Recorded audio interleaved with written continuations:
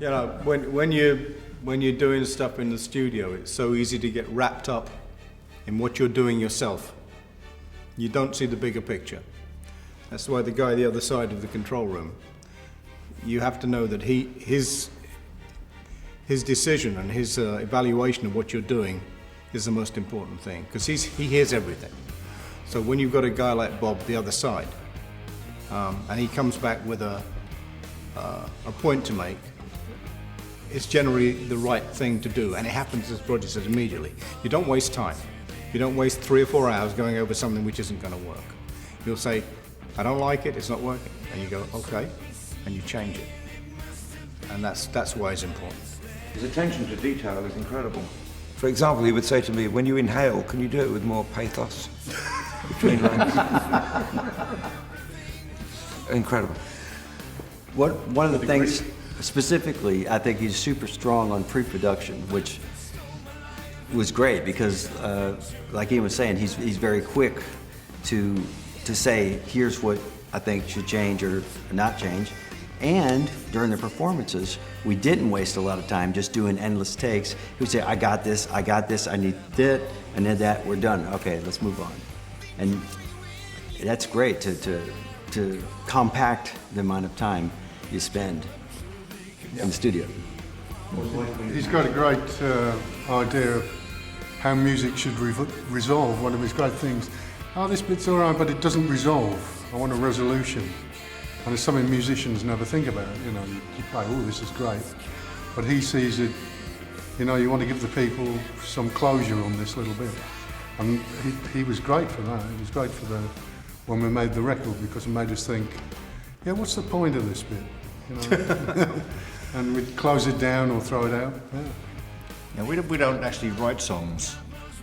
They come out of playing, they come out of jamming. The fingers write them, if you like. And that can be an endless process, because all you're doing is having a bit of fun, and when you're having fun, you don't want to stop having fun. And at some point, that fun, that playing, has to kind of congeal itself into a recognizable piece of music that we normally call songs. But it doesn't really come from the head. It comes from everything: the instinct, the body, the fingers, the playing, the singing. It's just, it's what feels good. And it's very difficult to define what a Deep Purple song is. It's whatever we do, actually. We write the rules. His job is to pull the best out of us and capture it and tell us when we've gone through that best. Because, you know, if you get something in the first 1, 2, 3 takes, that's as good as it's going to be. You might get it more perfect, but it won't be as good. It'll have that something missing that excitement of the first 1 or 2 takes gives you. I mean, my whole time in the studio in Nashville was 10 days. And that was from getting the drums in, getting a sound, recording the tracks. Now I haven't done a record that quickly since the old days, you know, when we used to go in and do it because we had the knowledge of what the songs were, which was, Steve said, the pre-production.